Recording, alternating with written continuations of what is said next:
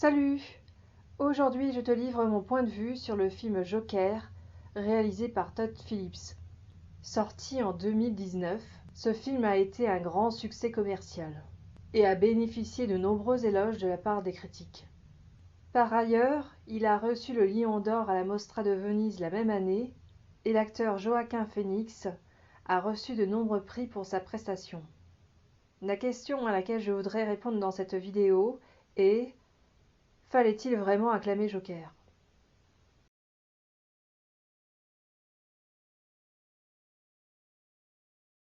Pour commencer, je te résume l'histoire du film.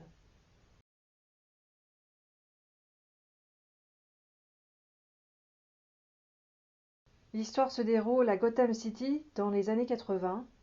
La ville est au bord du chaos, en proie au chômage, à la criminalité et à la crise financière, laissant une bonne partie de la population dans la misère. Il y a des gens revêtant des masques de clown dans les rues pour protester contre Thomas Wayne, candidat pour le poste de maire à Gotham City. Le personnage principal que l'on suit tout au long du film est Arthur Fleck. Arthur vit chez sa mère dans un appartement modeste. Il travaille en tant que clown prestataire, mais son grand rêve serait de devenir humoriste. Mais malheureusement, il souffre d'un handicap mental, qui le pousse à rire de manière incongrue dans certaines situations. À cela s'ajoutent des mésaventures qui conduiront son employeur à le virer. Un soir, alors qu'il se fait agresser par 3 traders ivres, il finit par sortir son arme à feu et à leur tirer dessus. Dès lors débute une spirale infernale, dans laquelle le clown finira par devenir Joker, un tueur, psychopathe et criminel.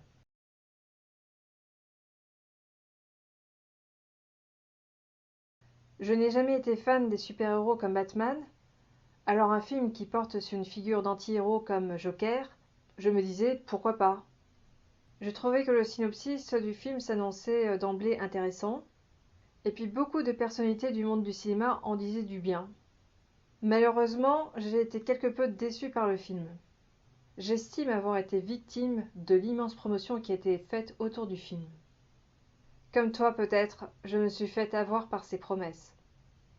Je sais bien que ma critique arrive un peu tard, mais je t'avoue que je suis consternée vis-à-vis de l'éloge dithyrambique que l'on en a fait, tant au niveau du public que de la presse.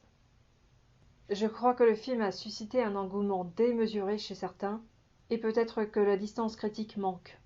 D'une manière générale, je trouve que beaucoup de gens manquent d'esprit critique vis-à-vis du cinéma.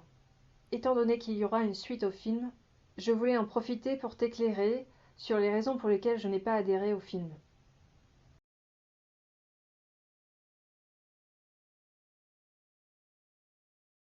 Bien qu'étant partiellement inspiré par Taxi Driver et La valse des pantins de Scorsese, ce film n'est pas un remake.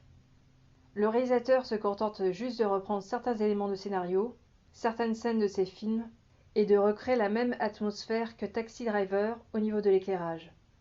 En fait, cela s'apparente davantage à un exercice de style dans lequel Todd Phillips cherche à imiter servilement Scorsese, sans parvenir à égaler le maître, bien évidemment.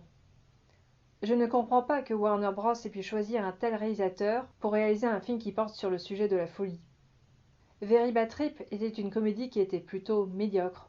On pouvait se douter qu'il ne serait pas assez compétent pour le faire. Ce réalisateur n'a aucun talent pour la mise en scène, il n'a pas de regard ni de style qui lui soit propre. Et en plus, le scénario est mal ficelé.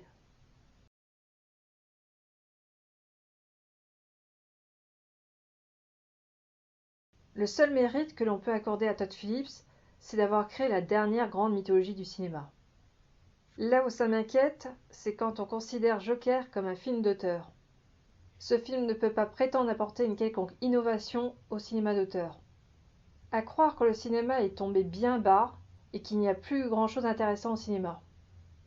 D'ailleurs, c'est peut-être pour cette raison qu'on a cherché à nous vendre Joker. Ce que j'ai remarqué, c'est que, encore une fois, le cinéma exploite la nostalgie des années 70 pour nous vendre un film. Que ce soit tant au niveau du décor que de la bande-son qui reprend des vieux tubes rock des années 60 et 70. À ce sujet, je te renvoie à une vidéo que j'ai publiée et dont je te mets le lien dans la barre d'infos. Tu verras, la nostalgie, je n'en dis pas que du bien. Sinon, À part ça, je trouve que l'un des points forts du film est la bande-son originale composée par la violoncelliste Idurgo Gnadottir. Désolée, je n'arrive pas à prononcer son nom. Là, pour le coup, je trouve que les prix qu'elle a reçus étaient mérités.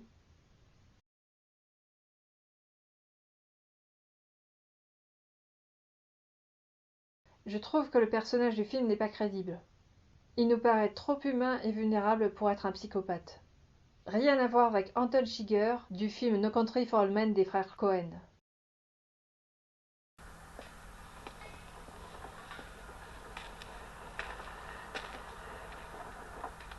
Salut, qu'est-ce qui se passe? Sortez du véhicule, s'il vous plaît, monsieur.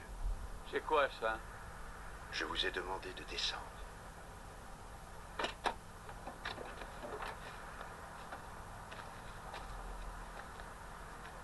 C'est pour quoi faire? S'il vous plaît. Veuillez ne pas bouger. Merci.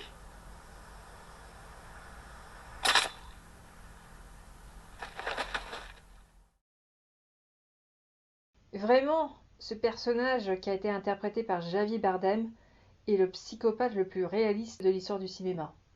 Il nous semblait tellement froid et impassible que du coup on y croyait. À côté, le personnage de Joker est plus pitoyable qu'effrayant.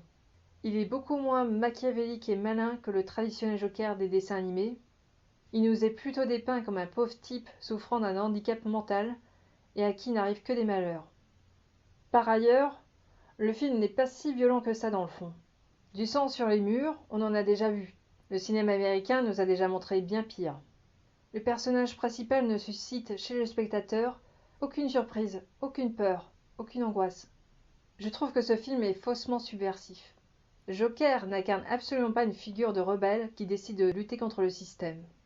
On y retrouve seulement une simple victime qui finit par céder à la tentation du meurtre par incapacité. Parce que c'est un artiste raté qui ne parvient pas à la reconnaissance sociale auquel il aspire tant. Parce que c'est un clown qui ne parvient pas à faire rire son public. Parce qu'il n'arrive même pas à pécho sa voisine de palier. Joaquin Phoenix méritait-il vraiment d'être couronné pour sa prestation d'acteur? Pour ma part, je trouve que son jeu s'apparente à du cabotinage. Il reste assez caricatural et superficiel dans sa démarche d'acteur. On pourrait dire que sa prestation se résume à une perte de poids de 20 kilos, un rire caractéristique et quelques pas de danse.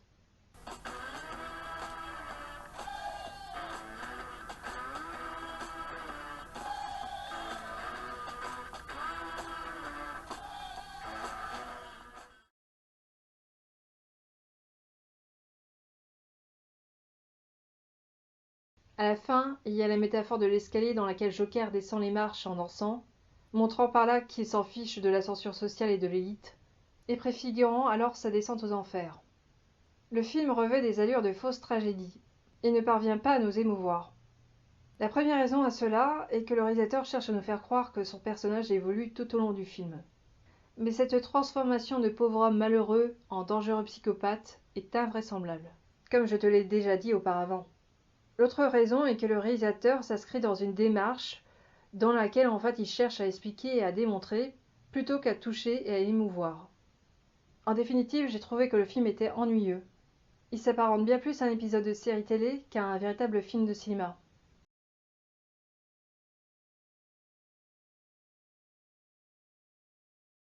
La question qui a souvent été posée au sujet du film est: a-t-on cherché à réaliser un film de propagande en faveur du mouvement des Gilets jaunes? Pour ma part, je considère que oui.